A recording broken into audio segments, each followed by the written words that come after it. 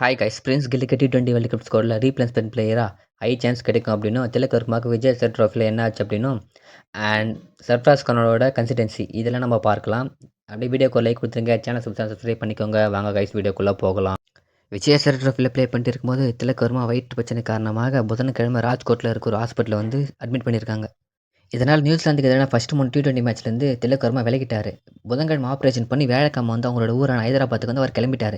கில்லுக்கு இதனால் எப்படி வாய்ப்பு கிடைக்குன்னா, 5 T20 மேட்ச்சில் வந்து நல்லா ப்ளே பண்ணிட்டார் அப்படின்னா, இப்போ இன்ஜுரி வந்து திலக் வர்மாவுக்கு ஃபுல்லாக சரியாகலைன்னா T20 வேர்ல்டு கப்லேருந்து அவரோட நேமை ரிமூவ் பண்ணிவிட்டு ரீப்ளேஸ் பிளேயர் வந்து 3 பேர் இருக்காங்க. ஆனால் இருந்தாலும் இவங்க வந்து கில்லுக்கு தான் போவாங்க. இந்த ஒரு காரணத்துக்காக தான் நான் கில்லுக்கு வந்து ஹை சான்ஸ் இருக்குது T20 வேர்ல்டு கப் அப்படின்னு சொன்னேன். இவன் வேற என்னை ரொம்ப டார்ச்சர் பண்ணுறான்டா.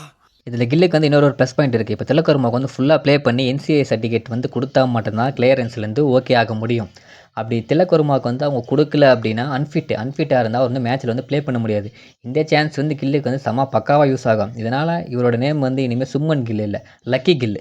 அடுத்ததாக நம்ம பார்க்க போகிறது சர்ஃப்ராஸ் கான்னா கன்சிஸ்டன்சினா சர்ஃப்ராஸ் கான். ஏன்னா ரீசெண்டாக நடந்த மேட்ச்சில் வந்து எல்லாமே காட்டடி அடிக்கிறாரு. யார் போட்டாலும் அடிக்கிறாரு, எப்படி போட்டாலும் அடிக்கிறாரு, அடிச்சுட்டே இருக்கிறாரு. ரீசெண்டாக நடந்த ஒரு மேட்ச்சில் ஒரே ஓவரில் வந்து 30 ரன் அடிச்சிருக்காரு. 3 4 மீன் 6. விஜய் ஹசாரே ட்ராஃபி அண்ட் சைட் முஸ்தக் அலி ட்ராஃபியில் வந்து மரண மாசாக இருக்கார். ஒரு மஞ்சள் சட்டை ரெடி பண்ண வேண்டியதா சிஎஸ்கேக்கு ஒரு அபிஷேக் சர்மா.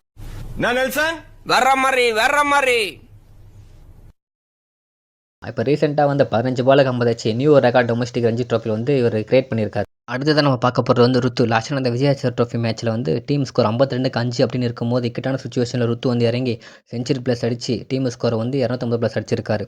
எப்போ டீம் இக்கட்டான சூழ்நிலை இருக்கோ ருத்து வந்து ஒரு டீமை வந்து காப்பாற்றி நல்ல நிலைமை கொண்டுட்டு போகிறாரு. இவர் அகைன்